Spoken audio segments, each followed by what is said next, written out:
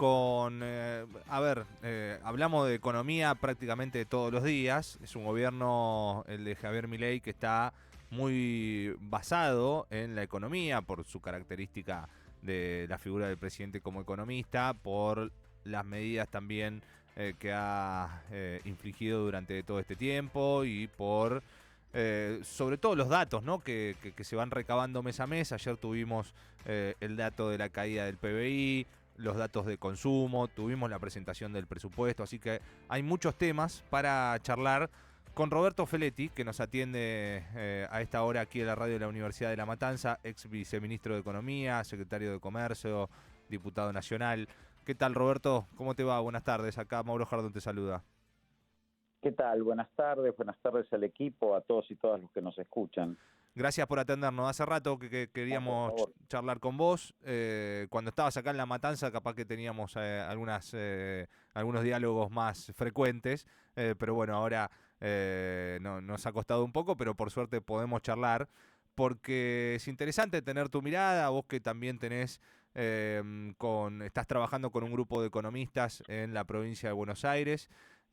Y preguntarte primero, meternos en tema presupuesto, que es algo que nos preocupa, no como a tal vez la mayoría del sistema mediático que se ha ocupado de otros temas después de lo que fue la presentación del domingo. Una reflexión acerca de eso, Roberto, te pido para comenzar la charla. Mirá, dos cuestiones. Primero, el presidente presenta un presupuesto que tiene, lamentablemente, muchas similitudes al que en su momento ensayó Cavallo en su segunda etapa ya como ministro de la Alianza. Digo, es un presupuesto denominado déficit cero y apunta a priorizar como único gasto, aparte lo dice en el cálculo, habla del superávit primario, yo no quiero aburrir a la audiencia, pero apunta a priorizar como único gasto del presupuesto a los intereses de deuda.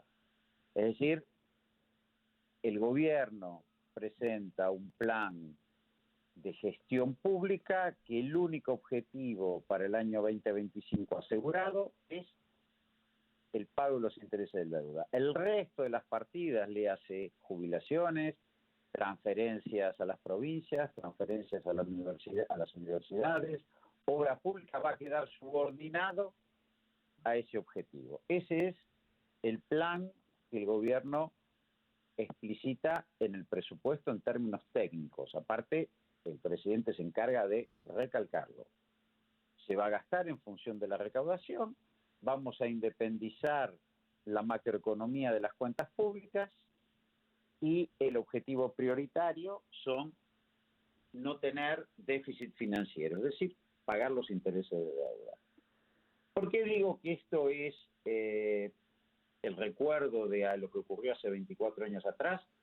Porque también dijeron lo mismo, vamos a retirar al Estado, porque lo dice también el presidente en su discurso, vamos a retirar, le voy a poner un cepo al Estado para que el sector privado sea el que dinamice la economía. También en esa época se dijo que haciendo el ajuste nominal del gasto, bajándole el 13% a los jubilados, a los salarios estatales, a las universidades, lo que iba a pasar es que se iba a alcanzar el grado de inversión, iban a entrar las inversiones, el sector privado iba a proveer las divisas que le faltan a la economía en aquel tiempo, y entonces Argentina salía. Hoy se está diciendo lo mismo, vamos a contraer al sector público de modo tal que el sector privado pueda aportar las inversiones y por lo tanto ingresen los dólares que a la economía le faltan. Ese planteo de Javier Milei obviamente tiene una inviabilidad política, pero también tiene una inviabilidad técnica que no resuelve la falta de dólares de la economía. Esa es la primera reflexión. Sí, la falta de dólares, digo, es un problema que han tenido todos los gobiernos en la Argentina, lo marcamos constantemente. Pero ahora, bueno, ante esta situación vos decís, está priorizando que el sector privado dinamice la economía. Perfecto. Algo que en todo este último año no pasó. Hemos tenido datos de las caídas de consumo prácticamente todos los meses. Ayer se ha conocido el dato de la caída del PBI también para este segundo trimestre. Sí, muy fuerte. Y entonces, digo, ¿tiene que ver con una Bueno, apuesta a futuro que hace el presidente? ¿Tiene que ver, según tu visión, con entendiendo como un mal plan económico en ese sentido? dos cosas que son importantes que vos dijiste. La falta de dólares es un problema estructural de la economía, efectivamente. En algunos gobiernos los dólares faltan porque el consumo, sobre todo en los gobiernos peronistas, se expande de tal modo que no es acompañado por la oferta y además la expansión de la producción requiere importaciones que a veces no se sostienen. Y en los gobiernos que no son peronistas, normalmente la falta de dólares es por un sobreendeudamiento del gobierno y obviamente eso provoca una crisis externa. Son los dos factores. Ahora, en este gobierno, que efectivamente no puede recurrir al endeudamiento porque Macri ya agotó las posibilidades del endeudamiento con el exterior, tanto con el sector privado como con el Fondo Monetario Internacional, arranca con una devaluación del 118%, con el objetivo, evidentemente, de mejorar la competitividad del dólar y con eso que lleguen dólares. Bueno, ahora, ¿qué pasó? Arranca con 118% de evaluación, libera precios y los precios se comen la competitividad del dólar. El gobierno empieza a juntar divisas entre diciembre y abril, y en abril cuando llega la liquidación de la cosecha hay reticencias para liquidar porque el dólar ya no es competitivo y se estancan las reservas en 27.000 millones de dólares flotando ahí desde abril. Muy bien. Se tragó una devaluación no menor del 118%, primera inconsistencia de política económica. La segunda inconsistencia de política económica es que efectivamente, como vos señalás, sostiene una caída del Producto Bruto Interno Interanual del 3,4% el primer semestre del año, que es muy fuerte para el primer semestre del año, y es el único ancla que le ayuda a sostener el dólar y aguantar más o menos el orden macroeconómico precario que tiene. Es decir, que si hubiera una reactivación, inmediatamente la tensión cambiaria, los problemas en las cuentas públicas volverían. Es decir, es un gobierno que ha comprimido de tal modo el consumo que eso efectivamente da cierto grado de estabilidad, una estabilidad que tiende a parecerse mucho a la paz de los cementerios y que además procura consolidar eso, como decíamos antes, con un presupuesto tremendamente rígido, convalidando el fin de las cuentas públicas como estímulo a la demanda y apostando al sector privado. Ahora, la realidad de las inconsistencias macroeconómicas de este gobierno es que tiene debilidad en las cuentas públicas, debilidad en las cuentas externas y no tiene un horizonte de reactivación. ¿Cuál es el horizonte de reactivación? El consumo interno, el consumo público, la inversión. La inversión cayó interanualmente casi un 30%. Entonces digo, es un escenario complicado donde la única cuestión que el gobierno apuesta realmente a resolver este escenario es la ayuda internacional. Y eso lo hacen trascender, que ya arreglan con el Fondo Monetario, le va a dar una ayuda extraordinaria, la banca internacional le va a permitir reprogramar los vencimientos de deuda voluminosos que el año que viene. Digo, hasta ahora el blanqueo, que terminando el primer trimestre, hasta ahora las reservas que juntó por el blanqueo, si uno mira fin de agosto hasta el último dato conocido, son menos de 400 millones de dólares, o sea que no se ve por esa vía tampoco. Entonces el gobierno está atenazando las cuentas públicas como forma de mantener el escenario recesivo y que no se le escape el dólar. Y por el otro, para resolver la cuestión externa, está esperando que venga el Fondo Monetario a ayudarlo y que la banca internacional le dé un redescuento que le permita... Bueno, todas estas cosas, desgraciadamente, los paralelismos, ¿no? Se recuerdan al blindaje del Fondo Monetario Internacional que anunció de la Rúa como buena noticia, se recuerda al megacanje de fines del 2001, que estaba Stutzberger también de viceministro haciendo megacanje y que iba a evitar el default, todas cosas que después no pasaron. Sí, ahora Pero bueno, vos estás comparando ahí gobiernos de lo que conocíamos como el neoliberalismo. Ahora hay, no sé si decir una idea superadora, pero estamos frente a un anarcocapitalista, por lo menos esa es la definición, que incluso se ha escuchado del presidente decir que no veía con buenos ojos la toma de deuda, justamente, a pesar de que por lo menos durante su presidencia no ha revisado, ¿sí? Como se han revisado otras cosas, no se ha revisado la cuestión de la deuda, a ver si hay que pagar todo, a ver si hay alguna irregularidad. Ahí eso es bastante extraño.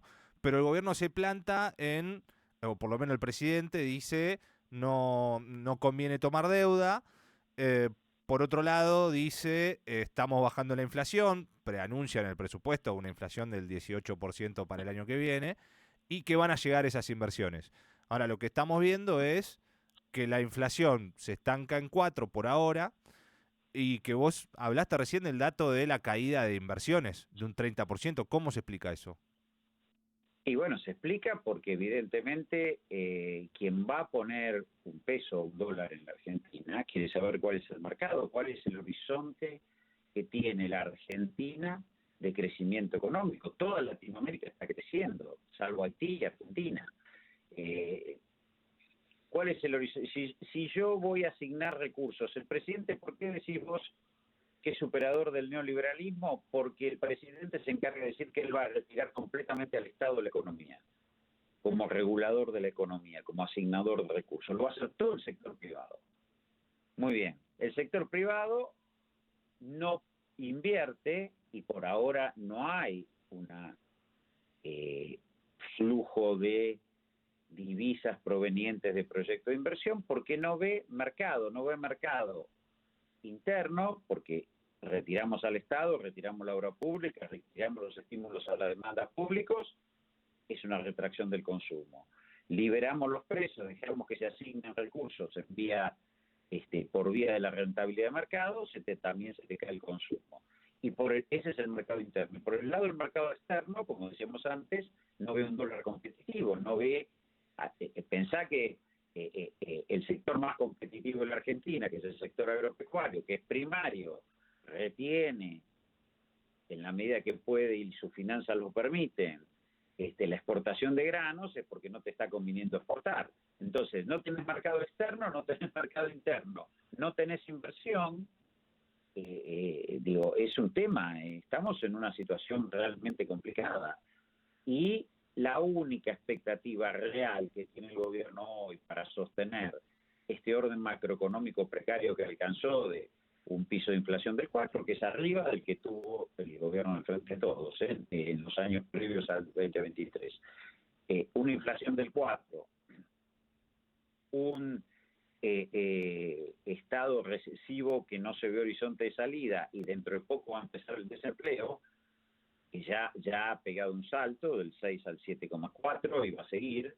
Es un horizonte complicado, muy complicado. Entonces la única expectativa es que, bueno, o que gane Trump y le diga que el fondo le ponga, o que el fondo ponga, porque él dice, yo no voy a tomar deuda, primero porque no puede ir a los mercados, tampoco el Frente de Todos podía, Macri anuló esas posibilidades, pero también está recurriendo a un endeudamiento con el fondo que le permita por lo menos reprogramar lo que vence. Es una discusión complicada, es una discusión difícil.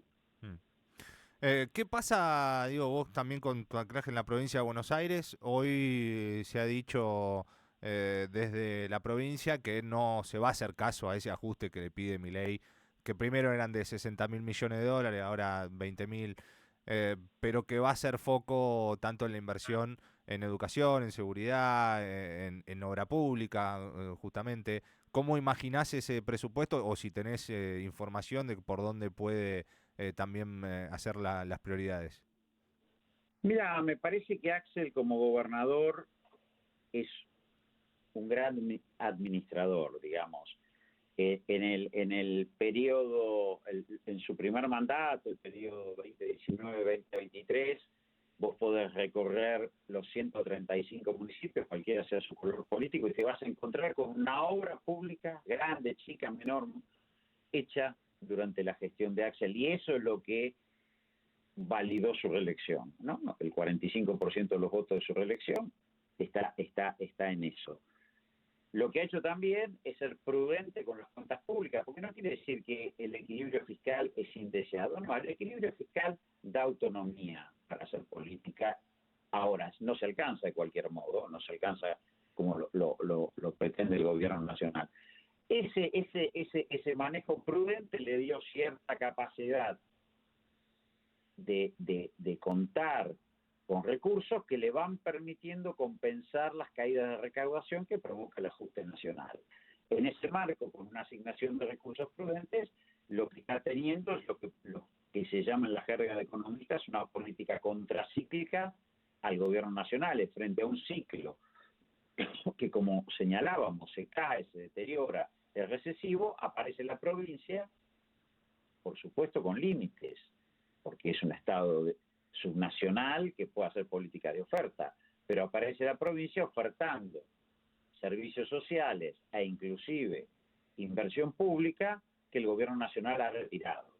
Esta pelea o esta pulseada no es ilimitada en el tiempo, sino que también lo que hay que pensar es la construcción de la alternativa política a este gobierno, y lo que está haciendo Axel con buen criterio es decir, no, bueno, nosotros tenemos un Estado que asigna recursos, que lo hace bien y que contrapesa el ajuste, y desde ese lugar se construye una alternativa política. Lo último, Roberto, agradeciéndote por tu tiempo, hablando de esta cuestión No, al contrario. de alternativa política. Aparece ante todo este panorama que planteabas o que analizabas con respecto a la economía, un gobierno que también cada vez más se apoya en la confrontación, ¿no? Hoy se ha conocido un video que postea el propio presidente en donde se acusa, en realidad, el kirchnerismo, a los cucas, pero también engloba todo el peronismo, de ser portadores de un virus y como que viene el propio presidente a salvar esta situación. Lo hemos visto también el día domingo confrontando fuerte contra los legisladores del peronismo. Eh, ¿Hacia dónde ves que va esto? Y si es que se puede mantener dentro de unos canales republicanos, democráticos, ante tanta violencia simbólica expresada de esta manera. No, yo tengo temor, porque algo que había desterrado el retorno a la democracia era la violencia política como modo de imponer ideas. Eso se empezó a quebrar con el intento de magnicidio contra Cristina. Fue el primer hecho que, bueno, mostró que hay grupos, sectores, y que no son ellos, no son solo los autores materiales, sino que hay un sostén atrás que está dispuesto a recurrir a la violencia política. Y lo que hace el presidente es, en ese clima, desde lo discursivo, exacerbar esa violencia política. Porque si yo considero a mi adversario político que es portador de un virus mortal, dañino, bueno, lo que estoy promoviendo es el exterminio o la quita, es decir, el video colocando en la figuración de un zombie al peronismo o al kirchnerismo es quitarle condición humana. Si yo te quito condición humana, no, es lo que usó el nazismo para las políticas de exterminio, inclusive la dictadura cívico-militar. Digo, la exacerbación de la violencia, la confrontación civil a partir de la deslegitimación del interlocutor, porque lo que dice el presidente, que me pareció una función muy antidemocrática, nuestro jefe de bloque, al jefe del bloque de Unión por la Patria, de diputado Germán Martínez, es: ustedes no saben sumar. ¿Te das cuenta? Es una descalificación como interlocutor. No es debatir ideas, no es debatir ideas, es: ustedes no saben sumar, ustedes no pueden hablar.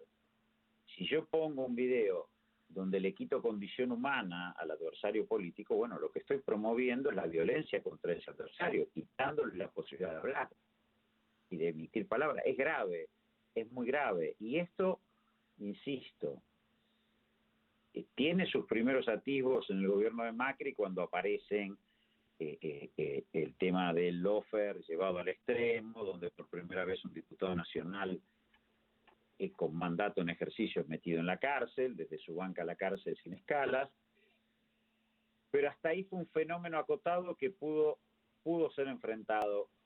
El intento de magnicidio de Cristina es como que abre la puerta a grupos que luego Milei los legitima, digamos, los legitima con su discurso.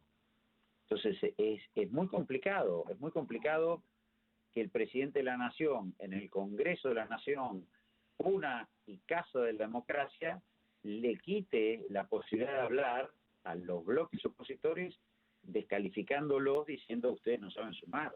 Es descalificador, es discriminador. Y ojo, la figura del zombie también alude a los perjudicados de este proceso que caen en la pobreza y que, porque yo he escuchado muchas veces, son los zombies del conurbano, digo, cuidado con todo esto que está pasando. Gracias, Cuidado, Roberto. cuidado. Un abrazo grande, Roberto, gracias. Abrazo. Roberto Feletti, ex viceministro de Economía, secretario de Comercio. Bueno, esta última expresión acerca de, no lo hemos comentado, pero ha salido hoy, video publicado por el presidente, realizado con inteligencia artificial, en donde aparecen varios personajes del peronismo personificados, justamente como zombies,